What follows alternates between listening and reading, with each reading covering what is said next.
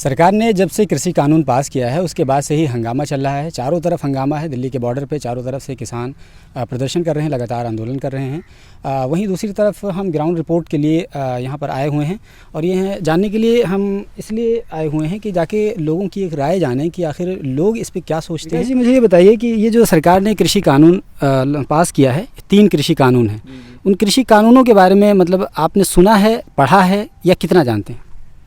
हम तो जो टीवी में दिखाते हैं वही सब देख रहे हैं और सही रूप से जो पता मतलब जो चीज़ बता रहे हैं उस हिसाब से तो ये गलत है और वैसे अब जितनी जानकारी है उसी हिसाब से हम बता रहे हैं।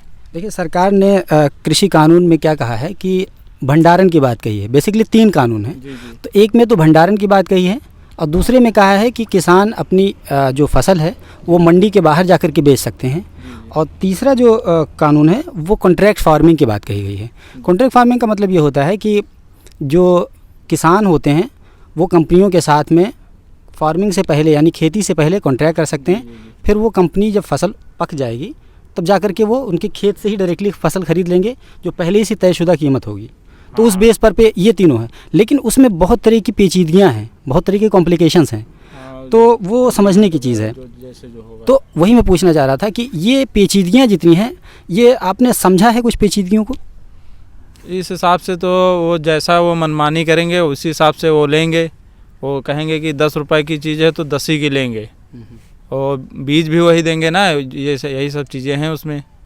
तो उस हिसाब से अब बाहर हो सकता है महंगा बिके, वो 10 की चीज़ कहेंगे तो फिर हमको 10 ही की देनी पड़ेगी, तो इससे तो हमारा नुकसान हो जाएगा। चंद्रभान जी मुझे ये बताइए कि भंडारण के सिलसिले में सरकार ने जो कहा है कि अब जितना चाहें उतना भंडारण कर सकते हैं, यानी मतलब सरकार का साफ साफ ये कहना है कि आप कालाबाजारी कर सकते हैं। अब यानी कालाबाजारी को उसने कानूनी रूप दे दिया है।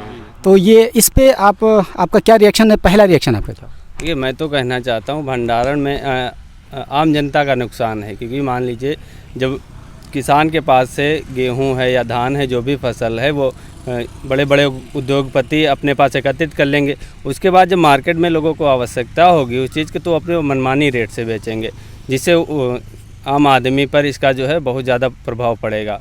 किसान का मसला लेंगे। हाँ, यानी आम आदमी पर भी प्रभाव पड़ेगा और क्या किसानों पर इसका प्रभाव नहीं पड़ेगा? जी बिल्कुल, किसानों पर भी बहुत प्रभाव पड़ेगा। मान लीजिए सस्ता रेट खरीद लेंगे, वो अभी जब किसान फसल पैदा करता था उसका रेट कम होता है, उसके बाद जब कम रेट पे खरीद लेंगे तो किसान को नुकसान होगा, क्योंकि लागत आजकल बहुत ज़्यादा आ रही, खाद पानी बिजली हर चीज़ तो महंगी है और सरकार जो MSP लगा रहे हो उस पर भी पूरा किसान सप्लाई नहीं कर पाता है, वहाँ ख़रीदते नहीं हैं। जो MSP पे जो NSSO का आंकड़ा है उसके हिसाब से MSP पे सिर्फ और सिर्फ 6% किसान बेच पाते हैं, यानी FCI की मंडी में। तो बेसिकली FCI की मंडी में बहुत सारे लोग बेच नहीं पाते हैं क्योंकि 6% ही किसान बेच पाते हैं। अब ऐसी सूरत में आपका ये बेसिकली यही कहना है कि छोटे छोटे किसान हैं तो उनको इसका लाभ नहीं मिल पाता है। ये मंडियों में मतलब ये जो APMC की जो मंडियाँ होती हैं इसमें बेचते हैं। तीनों कृषि कानून पर आपका पहला रिएक्शन क्या है? जी पहला रिएक्शन ये है, जैसे कृषि कानून से हमारा गेहूँ तय कर लिया कि हम 10 रुपये किलो लेंगे, मार्केट में हमारा 18 रुपये 20 किलो बिक रहा और वहाँ CST क्या बोलते हैं ब्लॉक में जैसे खरीद रहे हैं वो लोग, तो उस किसानों का खरीद रहे हैं जो बड़े बड़े किसान हैं या बड़ा लोग कोई हो, हमारा लोगों छोटा छोटा खरीद के अपने कागज लगा के जमा कर दे रहा, वो कमाई कर रहा। हम लोग को कमाई क्या मिलती है? सरकार भी अड़ी हुई है, किसान भी अड़े हुए हैं। सरकार कह रही है कि किसानों के हित में है, किसानों के फ़ायदे में है। किसान कह रहे हैं ये हमारे खिलाफ़ है और आज नहीं तो कल इसका हमें नुकसान उठाना पड़ेगा, और ऐसा लग भी रहा है। यानी कृषि कानूनों को पढ़ने के बाद ऐसा लग भी रहा है कि नुकसान उठाना पड़ेगा। तो आप एक जनरल नागरिक होने के नाते, आप एक आम आदमी होने के नाते इन तीनों कृषि कानूनों को कैसे देखते हैं?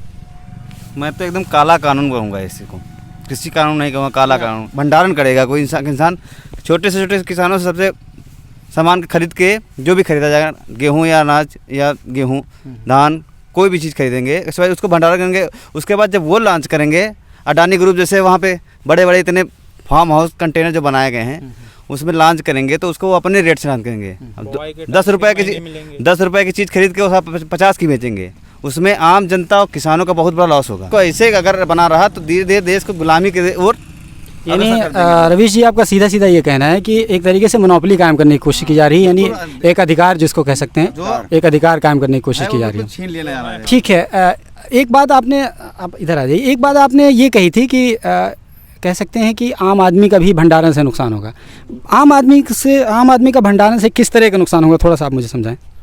आम आदमी का भंडारण से ये नुकसान होगा कि जो जैसे कि अभी हम पैदा करें चीज़, कोई चीज़, उसको उन लोगों ने जमा कर लिया, उसके बाद जब हमें फिर फसल उगानी है तो बीज वगैरह जो लेंगे तो वो भी वो अपने हिसाब से देंगे ना, वो तो जो मन होगा उसी रेट देंगे।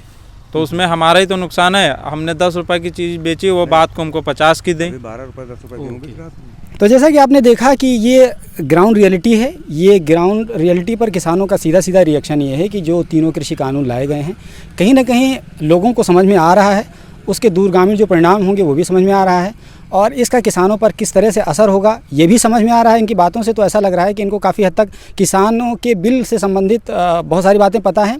उनमें से किसी एक ने तो यहाँ तक कह दिया कि इसको उन्होंने कानून कहने से ही मना कर दिया, बल्कि उन्होंने कहा कि ये तो काला कानून है।